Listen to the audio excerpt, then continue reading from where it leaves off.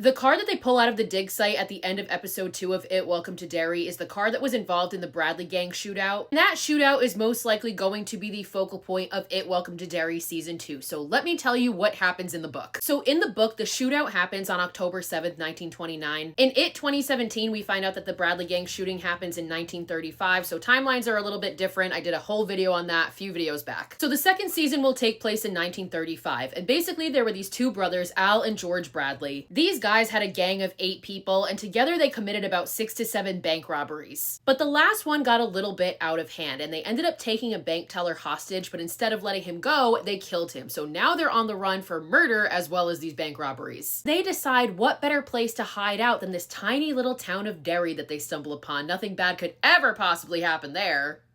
So this gang, including the Bradleys, includes 6 men and 2 women. Both of the women date 2 different people in the gang. So they're hiding out in this little town of Derry, but their faces are plastered all over the newspapers. And one day, Al Bradley decides to go into this ammo shop and buy a shit ton of ammo. And the guy who owns this shop, Lal Mackin, recognizes him immediately, but instead of calling the police, he calls up some of his very trusted friends. So Lal tells Al Bradley, come back tomorrow at this time, I'll have all the ammo ready for you. But what he does is he calls up all his guys and he tells them that they're gonna wait for these people to show up because this is no job for the police. They want to engage in some vigilante justice. Even though the police chief at the time, whose name is Chief Sullivan, is there as well, though he later claims that he wasn't. So this gang of 8 people comes driving down the street in 2 separate cars. But what they don't know is that Lal's men have them completely surrounded and they open fire. The group tries to fight back, but they're just surrounded. There's no shot, so they all end up brutally dying, and it is described in graphic detail. Later, the papers would go on to say that it was an FBI police shootout, and everybody in the town of Derry, especially the people who were involved, kind of just move on and never really talk about it again. Like, nobody gives a fuck, because it's definitely not the craziest thing that's happened in Derry. How is this going to be the next season? Like, it doesn't sound like it was involved in that at all. Well, Mike Hanlon, as an adult, is getting this story from Mr. Keene, who was present at the shooting, and Mike asks him if he saw anything strange, and Mr. Keene immediately responds, you mean did I see the clown? And it turns out Mr. Keene saw a clown, but he wasn't in his usual clown attire. He was in farmer's overalls, a cotton shirt, but he had white grease paint on his face. He had fake tufts of orange hair and this big red smile. This clown was shooting at the Bradley gang too. And the craziest part about it is that other people who were present at the shooting saw the clown too, but they all saw the clown in a different location, and everybody saw him with a different weapon, and it matched the weapons that they had. But the one thing they all agreed on was that this clown did not cast a shadow, and it looked like it was floating. So yeah, next season we are going to see Pennywise guns a-blazing.